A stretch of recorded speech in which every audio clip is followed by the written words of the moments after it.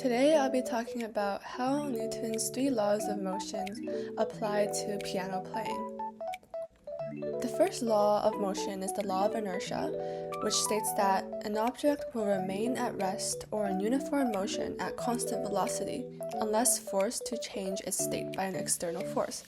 If there is no external force acting on the object, then there is no net force, and if there is no net force acting on the object, then the motion does not change.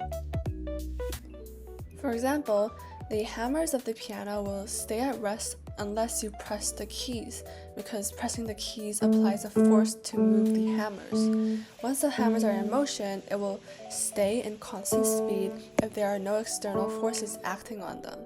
But in reality, the hammers are stopped by the string and the piano mechanism. The second law is the law of force, mass, and acceleration, which states that the acceleration of an object depends on the net force applied and the mass of the object.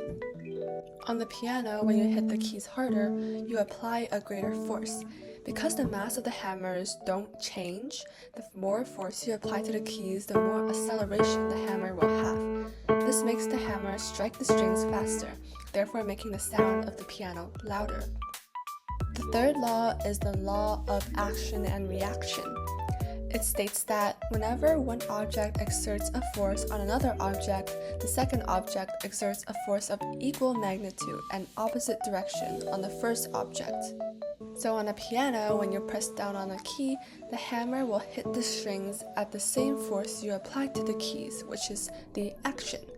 The string then pushes back on the hammer in equal magnitude and opposite direction, causing the hammer to bounce back, which is the reaction. To conclude, today we explored some ways in which Newton's three laws of motion apply to the piano. Thank you for listening.